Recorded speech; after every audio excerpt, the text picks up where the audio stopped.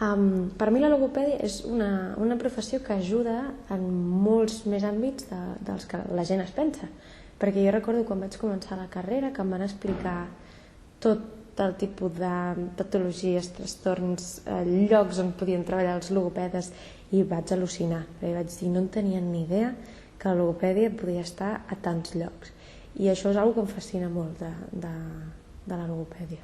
Jo diria que el meu àmbit preferit és la veu, era obvi, vull dir, de fet, des de que vaig triar que volia estudiar logopèdia, el motiu va ser perquè volia saber més sobre la veu i perquè m'interessava molt també saber com tractar-la, com entendre-la, com rehabilitar-la, no?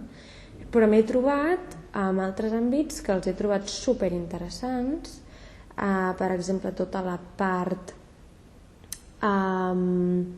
m'està agradant molt tota la part de deglució i parla també, tant en infants com en adults, i també m'interessa molt la part més neurològica, però sí que és veritat que tinc una predilecció per la veu que no me la canviarà ningú.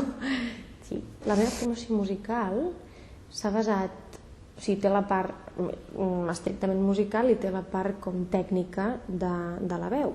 Llavors el que a mi m'ha passat és que, sobretot en l'àmbit de la veu, ja venia amb una base molt consolidada sobre anatomia, fisiologia, sobre tècnica, sobre manera d'entendre la veu, sobre mecanismes, totes aquestes coses que es van explicant, també sobre treball corporal relacionat a la veu, i em va ser més fàcil adquirir aquesta base, no? I tenir-la més segura.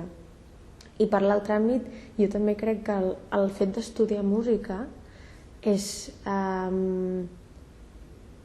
requereix molt de sacrifici, requereix molta constància, requereix que siguis molt treballador i resilient, i això crec que no només en la logopèdia, sinó en qualsevol professió i en qualsevol carrera sempre t'ajuda, no? A l'hora d'estudiar i a l'hora de consolidar millor coneixements i aprendre de manera més útil. Per tant, també ho agraeixo bastant.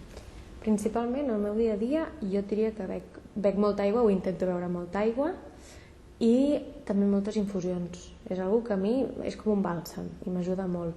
Després, també intento fer estiraments al màxim de dies que pugui, sobretot de cervicals, pels músculs del coll, perquè amb l'estrès a mi personalment se m'acumula tensió a les cervicals i aquí, i a vegades per cantar pot ser contraproduent.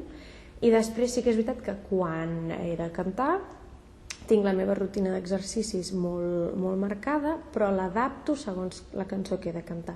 Vull dir, si és una cançó que és molt fineta, molt interpretada, no requereix massa, diguéssim, pressió o haver de pujar massa el to de veu, doncs adapto més l'escalfament a que les cordes estiguin més finetes, a que permetin una mica més el pas de l'aire per donar matisos. En canvi, dies que has de fer un belting o més twang, a l'escalfament li poses exercicis de belting i exercicis de twang, que en l'altre cas no els necessites, no? Que encara poden fins i tot embrutar una mica el que vols fer en l'altre tipus de cançó.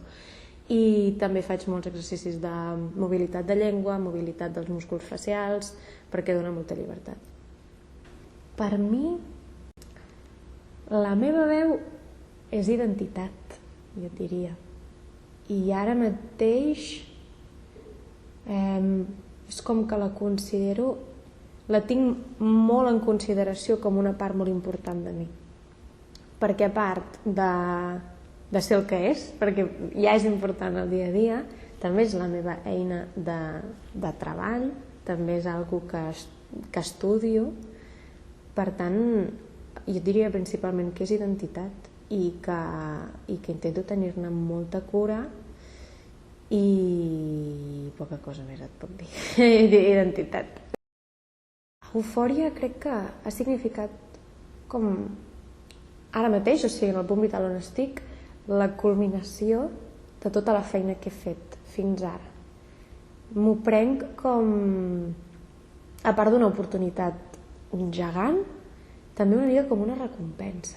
Vull dir, tenir l'oportunitat de donar visibilitat a tota la feina que he fet durant molts anys, tot el que m'he anat preparant damunt dels escenaris, no? I a poc amb una formigueta fins a arribar a que t'agafin en un càsting de més de 1.500 persones.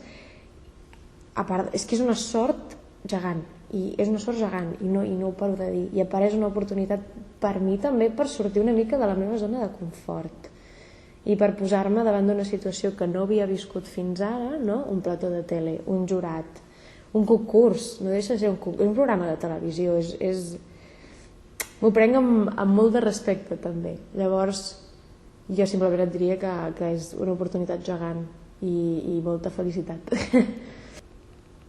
El Laxbox crec que també és una mica barreja, no? Entre exercici de logopèdia i exercici de cant, però per mi, o sigui, jo no puc sortir a cantar sense haver fet mínim 5 minutets de Laxbox. Mira, sense ser un exercici on intervé la veu, tot el que és mobilitat de llengua, estirar-la, pintar la paret de dins la boca o passejar-la per la boca, que notis aquell estirament, com que fa mal aquí sota, a mi m'ajuda moltíssim. Només començar la carrera, que em vaig comprar el llibre d'Anatomia para la voz, de Calaix Germain, i si et dic que l'he anat fullejant com 3 o 4 vegades, perquè els dibuixos són molt xulos, m'interessa molt. Per la influència que va tenir quan jo era petita en el desenvolupament de la meva veu, et diria Céline Dion.